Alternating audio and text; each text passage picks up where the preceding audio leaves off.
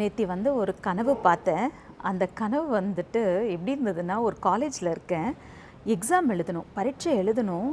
ஆனால் என்னாச்சுன்னா, நான் அந்த காலேஜில் அந்த கிளாஸ்க்கு கரெக்டாக நான் போனதில்லை. எனக்கு நோட்ஸ் திறந்து பார்க்குறேன், அதில் ஒன்றுமே இல்லை. ஒரு பயம் வந்துச்சு. ஐயோ! நான் காலேஜுக்கு கரெக்டாக கிளாஸ்க்கு போயிருந்தா எனக்கு அந்த என்ன பாடம் நடத்துனாங்கன்னு தெரிஞ்சிருக்கும். இப்போ என்கிட்ட நோட்ஸும் இல்லையேன்ற ஒரு பயம் ஒரு பக்கத்தில். நான் பரீட்சையில் என்ன தான் எழுத போகிறேன்னு எனக்கு தெரியலன்ற கவலை. சரி, என் கிளாஸ்மேட்ஸ் கிட்ட கேட்கலான்னு பார்த்தா அவங்களோடு கூட எனக்கு எந்த பேச்சும் இல்லையாம். அவங்க எனக்கு ஒரு தெரியாத நபர் போல் காணப்படுறாங்க அந்த கனவில். எனக்கு ரொம்ப கவலையாக இருந்தது. அப்புறம் முழிச்சு பார்த்தா அது ஒரு கனவு. அப்போ காலையில் ஆண்டவர் சமூகத்தில் இதுக்காக நான் ஜெபிக்கும்போது ஆண்டவர் எனக்கு சில காரியங்களை ஞாபகப்படுத்தினார். அதாவது நம்ம வாழ்க்கையிலையும் நமக்கு எந்த ஒரு பிரச்சனை எதிர்கொண்டு இருக்குன்னு நம்மளுக்கு தெரியாது. ஒருவரும் கிரியை செய்யக்கூடாத ராக்காலம் உண்டு என்று யோவான் 9:4 சொல்லியிருக்கு. அப்படிப்பட்ட ராக்காலத்தில் ஒருவரும் கிரியை செய்ய முடியாதான். அது பரீட்சையின் காலம்.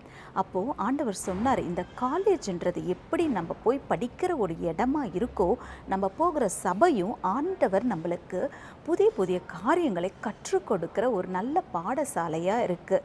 அதே போல் எப்படி அந்த கிளாஸ்மேட்ஸ் கிட்ட கேட்க கூட எனக்கு யார் இவங்க எனக்கு சரியாக தெரியலையே, அவங்களோட எனக்கு கனெக்ஷன் இல்லையே நான் கவலைப்படுற மாதிரி தான் இன்றைக்கி சிலர் சபைக்கு போகிறீங்க. ஆனால் யாரோடையும் பேசாமல் ஒரு ஐக்கியம் இல்லாமல் நீங்கள் இருக்கிறீங்க. ஒரு கஷ்டமான காலத்துலேயும் உங்களுக்கும் இதே போல் ஒரு எண்ணம் வரும். ஸோ முக்கியமான 2 காரியங்களை ஆண்டவர் எனக்கு வெளிப்படுத்தினார். நம்ம சபைக்கு தொடர்ந்து போய் நம்ம நல்லா இருக்கும் காலத்திலேயே தொடர்ந்து சபைக்கு போய் ஆண்டவருடைய வசனத்தை கற்றுக்கொள்ளணும். ஆண்டவருடைய வார்த்தையினால் நம்ம இருதயத்தை நிரப்பணும். அது மாத்திரம் இல்லாமல் ஜெபிக்கிற நல்ல நபர்களோடு ஒரு ஐக்கியத்தை வைத்து கொள்ளணும். இப்படி நம்ம இருக்கும்போது ஒருவரும் கிரியை செய்யக்கூடாத ராக்காலம் ஒன்று வரும். அந்த காலத்தில் நம்ம கவலைப்பட தேவையில்லை. அந்த பரீட்சையை நோக்கி நம்ம பயப்பட தேவையில்லை. அந்த பரீட்சைக்கு நம்ம கரெக்டாக பதில் எழுதி அதிலிருந்து நம்ம பாஸ் ஆகும்.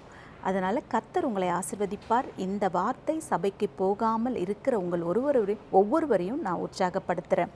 சபை கூடுகையில் போங்க, நிறைய ஜெப கூட்டங்களில் கலந்துக்கோங்க.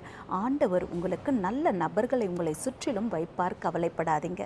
கர்த்தர் உங்களை ஆசீர்வதிப்பார். ஆமேன்.